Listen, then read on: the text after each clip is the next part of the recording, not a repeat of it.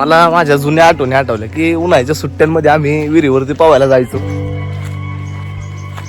आणि खरं तर प्रत्येक गोष्टीमध्ये आनंद शोधता येतो. छोट्या छोट्या गोष्टींमध्ये तिला सुख शोधता येतं, फक्त ते शोधता आलं पाहिजेत. आणि बाकी काही नसतं मित्रांनो आयुष्यात, फक्त आनंदात जगायचं. आणि ज्यावेळेस माणूस टेन्शन मध्ये असतो ना, ज्यावेळेस असं वाटतं ना आता खूप टेन्शन आलंय, लय लोड आलाय, लोड घ्यायचंच नाही, बिंदास असं गावाकडच्या आठवणींमध्ये रमायचं. कारण खरं तर यामध्येच खूप सुख आहे आणि इथंच खरं तर लय आनंद होता.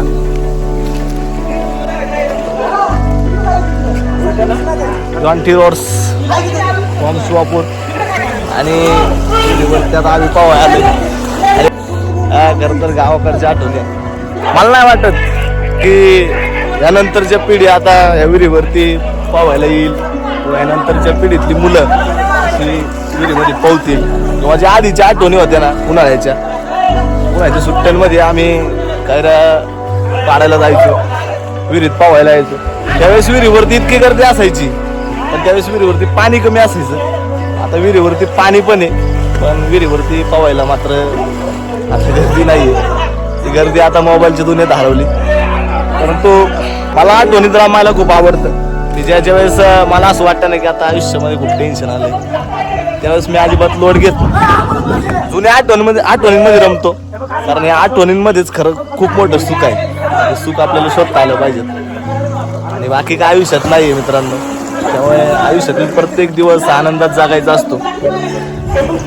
बाकी पोहायला शिकणं खूप गरजेचं असतं, नाही तर असं होतं ट्यूब घेऊन पोहायला लागतं आणि भीती पण खूप वाटते.